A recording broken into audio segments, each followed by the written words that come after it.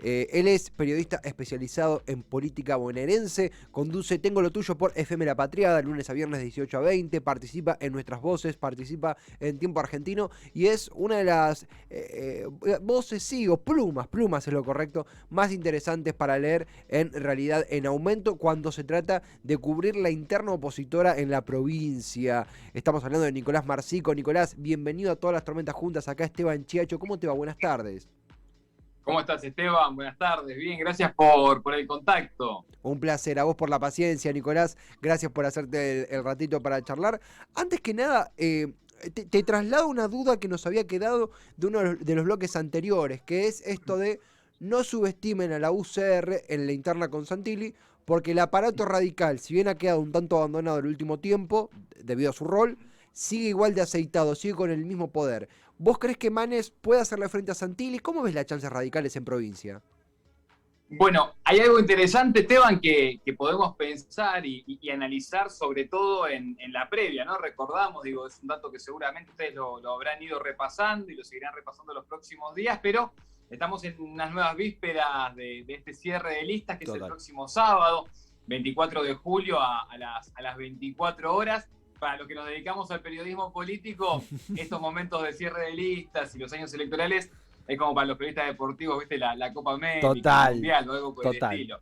total. Entonces, a ver, lo que podemos pensar en ese sentido es, venimos con una Unión Cívica Radical que sabemos que fue, y que por más que muchos no lo dicen en on, sí te lo cuentan y te lo dicen en off, fue una Unión Cívica Radical muy maltratada, ¿no? O sea, durante los 4 años de gestión de Mauricio Macri y de María Eugenia Vidal, se les hizo bastante la vista gorda, se les dio muy poca importancia y relevancia a sus aportes en términos de compañeros de fórmula o de coalición gestora, si se quiere. Sí.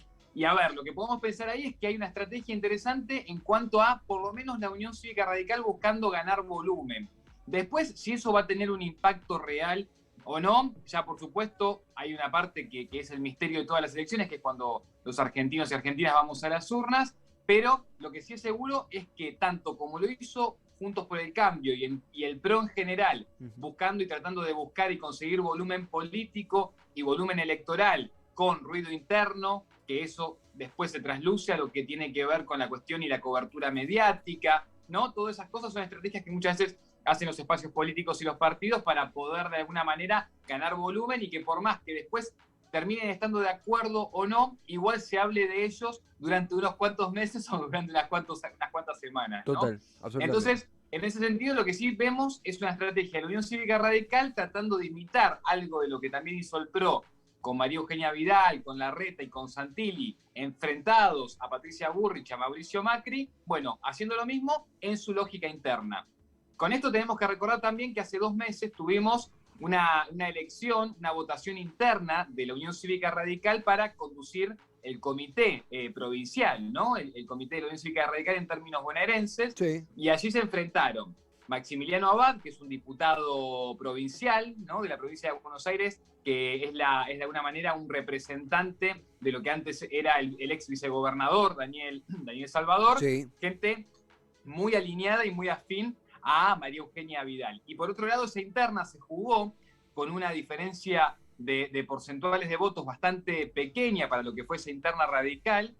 Gustavo Pose, ¿no? El intendente histórico, por lo menos de los últimos 20 y largo de años, de San Isidro. Sí.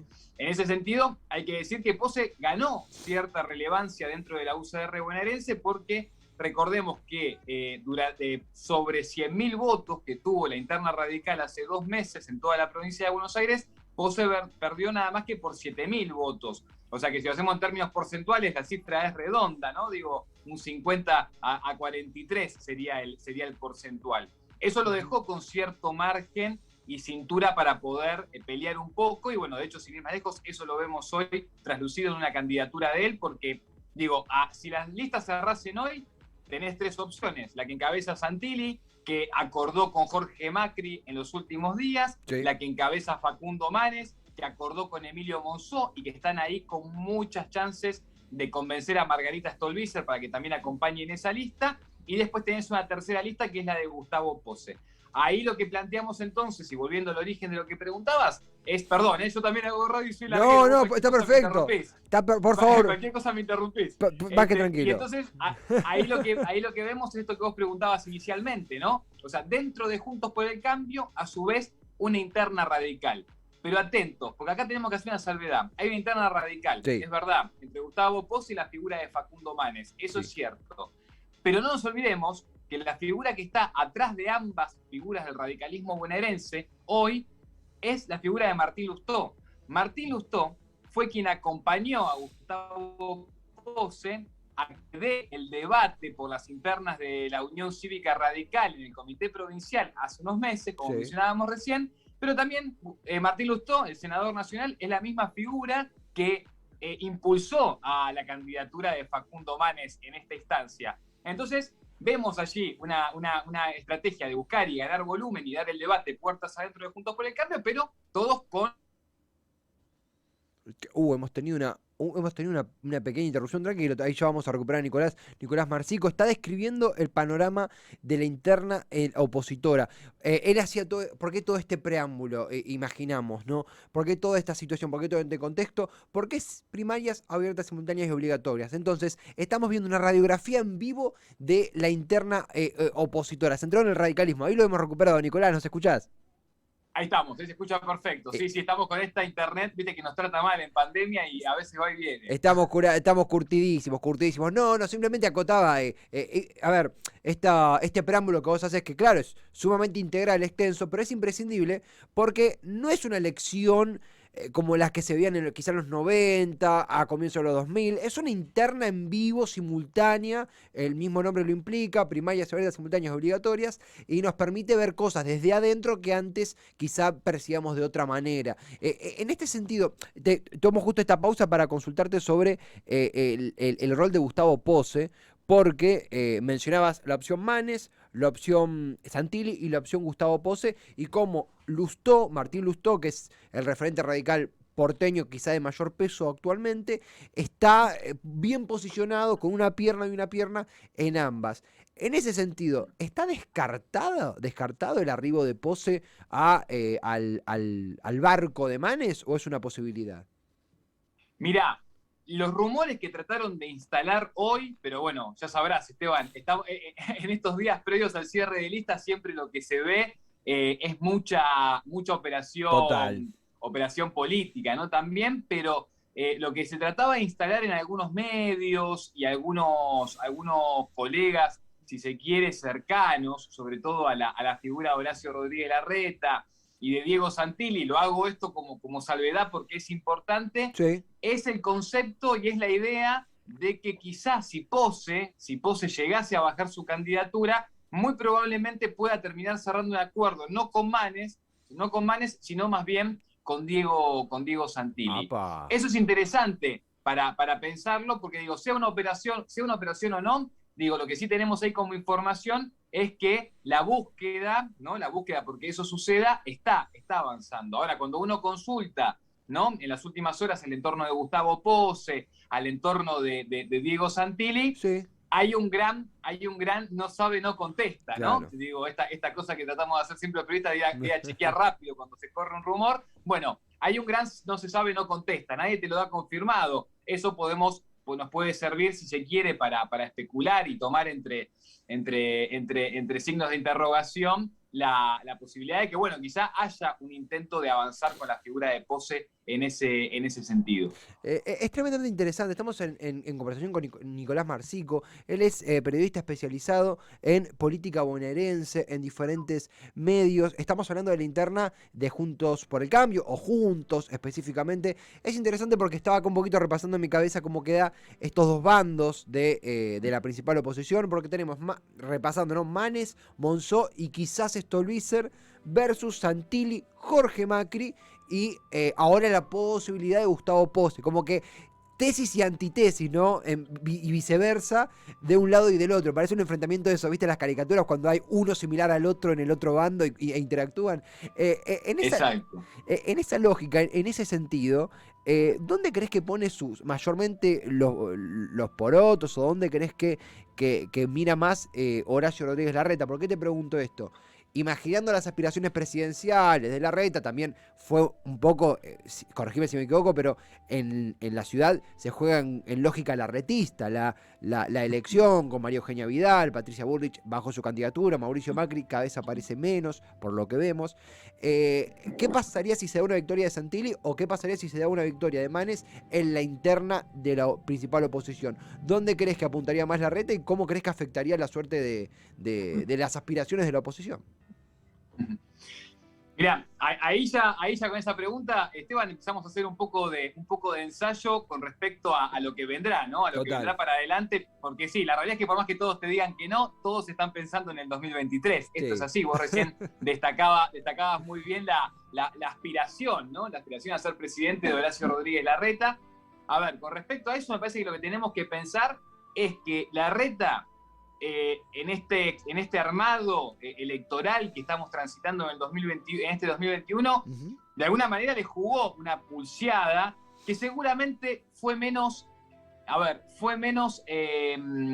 menos si se quiere, disimulada que lo que por ahí se trata como, a ver, esto, cuando se plantean las disparidades o las diferencias entre Larreta, o viste, le ganó una pulseada, no le ganó una pulseada, no nos tenemos que olvidar nunca que son personas que más o menos en términos políticos piensan lo mismo. Digo, o sea, porque también está mucho eso, ¿no? De la pulseada de Larreta a Macri, como si ahora Larreta viniese a hacer algo distinto.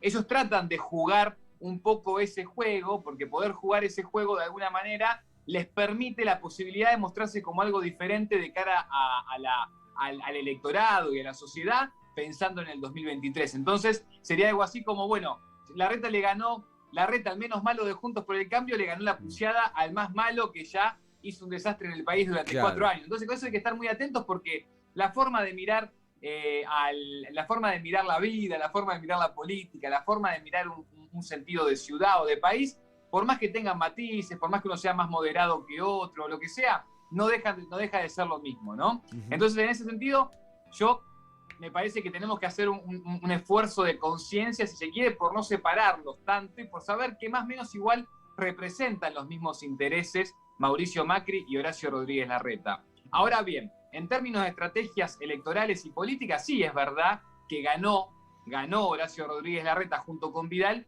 un poco de territorio y un poco de terreno sobre lo que es la figura de Mauricio Macri y de su principal aliada hoy dentro del PRO, que es Patricia Bullrich. Entonces, en ese sentido, sí, hubo una victoria de territorio. Con esa lógica, lo que podemos pensar, y por cómo jugó Larreta y cómo está jugando Larreta en este momento, lo que podemos pensar es que él va a querer avanzar por sumar cada vez más leales, ¿no? Esto de haber tratado y logrado acordar con Jorge Macri, que es ni más ni menos que el presidente del PRO en la provincia de Buenos Aires, tiene que ver con eso, con seguir jugando y comiéndole piezas a Mauricio Macri para poder armar su propio poder territorial y electoral de cara al 2023. Entonces, en ese sentido, me parece que Larreta ahí lo que está tratando de buscar primero es su propia base electoral y su propio armado electoral de jugadores, de peones, de alfiles y de todo eso para, como se suele decir, para lo que nos gusta el ajedrez. Ahora, como ha pasado también en experiencias, sin ir más lejos, la del 2019 con el Frente de Todos, hay un sector, que yo de alguna manera eso lo planteo en la última nota publicada en Realidad en Aumento que vos mencionás, que hay un sector que siempre es el sector que se ubica dentro de la política en esa ancha avenida del medio que más o menos te tienta al electorado fluctuante o blando, como se le dice, ¿no? Entonces, yo en esa nota que vos mencionabas recién, lo que planteo es que para mí, a mi entender, a mi lectura política, Manes, Monzó, probablemente Margarita Stolbizer, no son ni más ni menos que la intentona de una construcción de una ancha avenida del medio en Juntos por el Cambio. Recordemos que al Frente de Todos esa estrategia le sirvió. Vos pensás que se termina de sellar la posibilidad de victoria real del Frente de Todos en el 2019, ni más ni menos que cuando Alberto Fernández y Sergio Massa toman ese famoso café y se ponen de acuerdo para que ese 10, 11, 12% que tiene conquistado o que interpela el Frente Renovador se sume al Frente de Todos, y ahí tenés ni más ni menos que el porcentaje que da la victoria, ¿no? Finalmente en octubre del 2019. Entonces, en ese sentido, hay una estrategia, hay una búsqueda. Con esto, ¿qué quiero decir? Larreta está tratando de hacer sus bases sólidas, y sus bases sólidas no van a ser ni más ni menos que las personas con las que él trabajó en los últimos 25 o 30 años, dentro de las que se encuentra Santilli, dentro de las que se encuentra Vidal, dentro de las que se conocen muy bien con Jorge Macri o con Cristian Ritondo, ¿no? Y con todos esos dirigentes. Ahora bien, Larreta igual no puede descuidar a todo lo que es el sector de Emilio Monzó, de Facundo Manes, de Martín Lustó, ¿no? Ahí es donde tendremos en todo caso ya otra posibilidad de enfrentamiento en el 2023, porque también hay que ver qué pasa con Lustó. Lustó capaz no le da para ser presidente, pero sí para volver a competir por una jefatura de gobierno, y ahí sin duda tendrá el escollo de tener que acordar algo con María Eugenia Vidal y con Larreta. Pero bueno, ese será otro capítulo que en todo caso lo iremos develando más adelante. Lo que sí seguro es que Larreta avanza en armar una estructura sólida propia, pero no puede descuidar el contacto y el diálogo. Sin ir más lejos, esos diálogos, como funciona la política, no están rotos, digo. O sea, Emilio Monzó por ahí hace mucho no habla con Larreta, pero igual la línea no deja de ser directa. Sí. Algo que me parece también que vale la pena reflexionar con respecto a esto es que están todos dentro de Juntos por el Cambio. Sí. ¿Y qué quiero decir con esto? Que por más que tengan matices, por más que Margarita Stolbizer haya denunciado por los aportantes truchos en su momento a María Eugenia Vidal, o lo que sea, igual hoy todos están apelando a competir dentro de Juntos por el Cambio. ¿Y qué quiero decir con esto? Esto es para ganar volumen político y volumen mediático, porque yo te puedo asegurar que el voto que fue a Facundo Manes, si gana Santilli la interna de la provincia de Buenos Aires, es raro pensar que quizás ese mismo voto que fue a Manes, si gana Santilli la interna, después pueda votar, no sé, a Tolosa Paz o a Martín Insaurralde o al candidato que ponga al frente de todos en la provincia, ¿no? Incluso Nicolás, totalmente, algo que incluso la experiencia al frente de todos que vos citabas nos enseñó. Hay una comprensión de que las candidaturas particularizadas, fragmentadas, como fue el caso de, en 2017, Massa, Randazzo y Cristina por separado, en 2015, Massa, Scioli, incluso si nos ponemos muy quisquillosos, hasta incluso el caso de Adolfo Rodríguez Sá,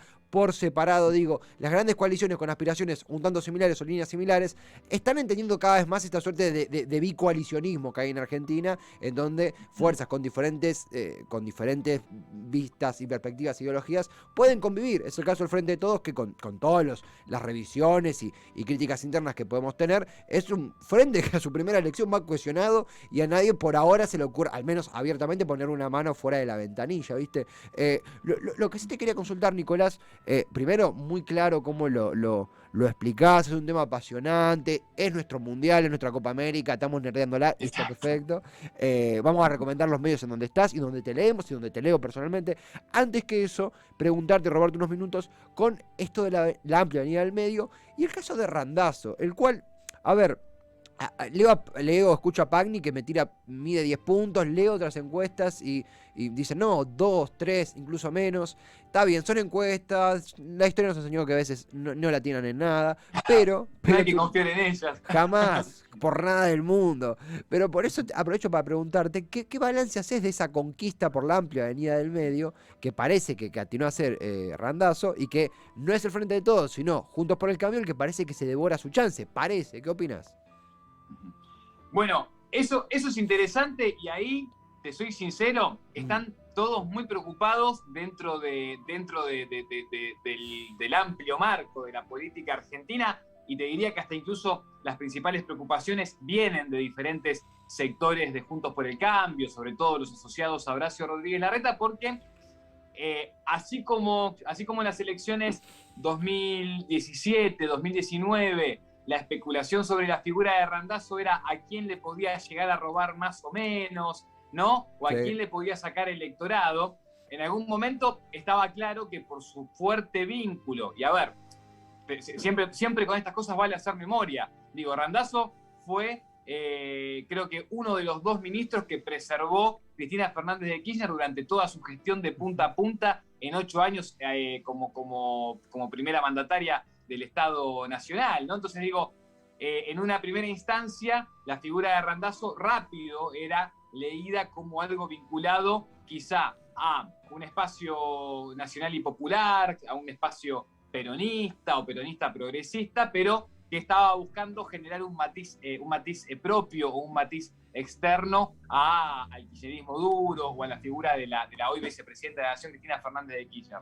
Entonces, en ese sentido, lo que me parece interesante pensar es que en algún momento estaba esa claridad de que Randazzo, presentándose, le podía robar 2, 3, 4, 5 o 6 votos, 6% de los votos, lo que fuese, a una propuesta nacional y popular. Y hoy por lo que se analizan los consultores, digo, esto ya dejando las cifras de lado, Sí, sí. hablando quizás más de conceptos generales, y por ahí también por lo que se analiza mismo dentro de la política nacional, no está claro a quién le roba esos 2, 3 puntos Randazzo, o si es tan lineal que se los podría robar a un candidato posible, ¿no? del Frente de Todos. Entonces, desde el espacio, por lo menos de Horacio Rodríguez Larreta, eso lo miran con cierta atención y con cierto recaudo, porque se ha difuminado la figura de Randazzo, y yo hoy no sé si alguien tiene tan claro que representa algo del espectro nacional y popular, Sí. o algo del kirchnerismo en sus orígenes, ¿no? y demás situaciones. En ese sentido, eso es una incógnita de quién puede llegar a perjudicar. Lo que sí podemos hablar, que en lo que todos coinciden, digo, salvando algunas encuestas que quizás aportan para el Grupo Clarín, también recordemos dónde se publicaron, en qué medios se publicaron, ¿no? Principalmente las apariciones en año impar. En año impar de como Randazzo. suele pasar, ¿no? Total. Claro. Porque seguramente también donde se publicaban las primeras notas de la aparición de Florencio Randazzo, también sean los lugares donde se publican las encuestas con mirada más optimista sobre su figura, ¿no? No, totalmente. Zooms en donde aparecían Randazzo en un Zoom, dijo, y vos veías, ¿dónde es la fuente del Zoom? ¿Dónde está el flyer de este Zoom? ¿Es un Zoom sin flyer? No existen los Zoom sin flyer, chicos. Exacto. Pero bueno, digo, la aparición de Randazzo en año impar se publicó en dos medios principales, Sí. principalmente, que fueron Clarín e Infobae, y las encuestas que en todo caso lo pueden favorecer con eso del 10% de los votos de crecimiento y demás, también salen publicadas en esos mismos medios. Así que en ese sentido nos podemos preguntar, bueno, ¿quiénes hacen esas encuestas? ¿De dónde vienen? ¿Cuál es la búsqueda? Eso como pregunta de cada uno en todo caso se puede hacer así mismo para mover un poco las ideas de cómo se cubren las cuestiones políticas. Pero lo cierto es que después el amplio mundo, hoy, Esteban, de las encuestadoras y de los consultores con los que yo por ahí puedo hablar, o consultar, o preguntarles a diario o semanalmente a ver cómo está todo, no hablan de un gran resultado electoral, ¿no? Sí. No hablan de una gran construcción que pueda superar más allá del 3% de los votos. Sí, hablamos de Randazzo con Nicolás Marsico. Nicolás, mira, tenemos unos minutitos finales, incluso hasta te lo puenteo como una posible chivo para columnas o notas o demás que estés laburando, porque apareció una pregunta acá en el Twitch, siempre súper bien recibidos estas clases de intercambios. Si no leo mal, el nombre es Nakferg, espero estar leyéndolo bien, y pregunta cuál es el punto crítico con la situación de Argentina en estos momentos. Imagino, interpreto, que va por el lado de cuál es el tema más principal, más candente de esta elección. ¿Te animás en una reflexión, en algún titulito, tirarle una respuesta acá al amigo? Mirá, lo que voy a mencionar con respecto a esa consulta, Esteban, que recibiste por redes, tiene que ver con un desafío que me parece que tienen estas elecciones. Ajá. Y que es un desafío que yo vengo por lo menos pensando, leyendo y analizando bastante en las últimas semanas, que tiene que ver con cómo se le habla al electorado joven de la República Argentina. Me parece que hay una búsqueda importante, interesante ahí, que están tratando de despular los diferentes espacios políticos, y que me parece que la búsqueda y el desafío tiene que ver en estas elecciones 2021 con cómo se interpela al electorado joven, al que tenga más de 16 años y quiera votar, o al que tenga más de 18 y ya tenga que votar, o sea, sí o sí por reglamento y por Constitución Nacional, ¿no? Por mandato constitucional. Me parece que el desafío está ahí. Hay una estrategia de Juntos por el Cambio que se va a volver a repetir, y que tiene que ver con esto que en algún momento inventó e instaló Marcos Peña, ¿no? el ex jefe de gabinete de la Nación, que tiene que ver con apostar a la política 2.0. Y entonces me parece que de alguna manera vamos a ver ahí, sobre todo ahora en pandemia, mucho movimiento de redes sociales, videos en diferentes plataformas y en diferentes redes sociales, sobre todo las más nuevas o innovadoras, haciendo una búsqueda de eso que hizo ya Marcos Peña en algún momento con la política 2.0 años atrás. Total. Después, lo que también podemos contar y analizar con respecto a eso es cómo lo están viendo ese tema desde el oficialismo, del Frente de Todos, porque allí la búsqueda es no explotar esa política 2.0, sino más bien usar las redes sociales como una estrategia, pero como una estrategia para contar lo que se hizo en estos 2 años, tratando de mejorar la calidad de vida del electorado joven de la República Argentina. Cuando hablamos de jóvenes, estamos hablando de votantes que llegan hasta los 29 años. Eso es lo que se considera como jóvenes dentro del status quo, si se quiere, de la política, ¿no? Y del análisis del Estado en general. Sí, sí. Y entonces lo que se va a tratar de hacer en el oficialismo es contar qué se hizo en estos 2 años y qué se piensa hacer a futuro para los 2 años que restan de gestión con respecto a los argentinos y argentinas o ciudadanos que viven en este país que tienen menos de 29 años. Lo que se va a tratar de usar ahí es, por supuesto, mucho recurso de las redes sociales por una cuestión de que estamos en pandemia y muchas cuestiones de actividades masivas quizá no sean tan posibles en este contexto y en este momento del mundo y del país, pero lo que sí es verdad es que la idea va a ser buscar qué cosas aprobaron, qué leyes se piensan gestionar o crear a futuro que puedan beneficiar a este sector de la sociedad. Claro. Se va a hablar mucho, por ejemplo, sin ir más lejos, de la ley del fuego para cuidar el medio ambiente y que no tengamos estos incendios masivos que tuvimos en los últimos años en la República Argentina, la ley de humedales para proteger esos recursos naturales que muchas veces por construcciones y por proyectos inmobiliarios se echan a perder y eso hace que después indefectiblemente tengas inundaciones en diferentes partes de la República Argentina o sin ir más lejos del conurbano bonaerense. Total. Se va a hablar también mucho de esta ley de alivio fiscal del monotributo que se aprobó hace algunas semanas, ¿no? Esa propuesta de Sergio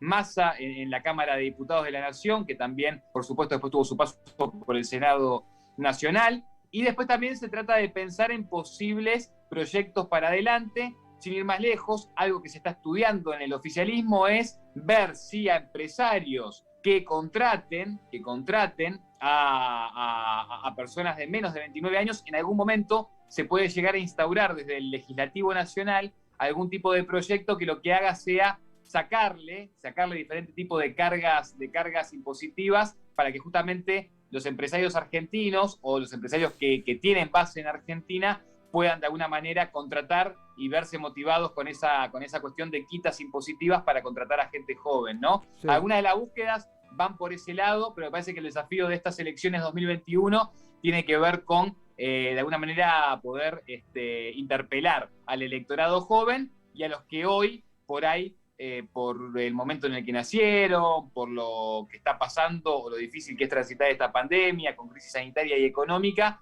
lo que están viviendo quizá es un momento de poca proyección o de disconformidad, ¿no? En términos económicos y sociales o aspiracionales. Me parece que el desafío va a ser ese.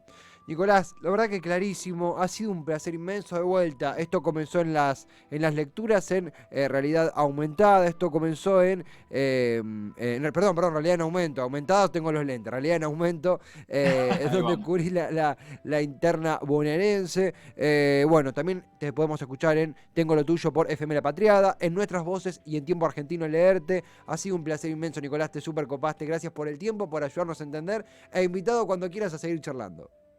Gracias, Esteban. Ha sido un placer para mí. Sigan con ese buen laburo ahí en Cítrica Radio, que es un proyecto que nos genera mucha admiración. Te mandamos un abrazo grande, querido. Gracias, un gran abrazo inmenso, Nicolás. Abrazo para vos y los tuyos. Nicolás Marsico, periodista especializado en política bonaerense, completísimo, la verdad, completísimo.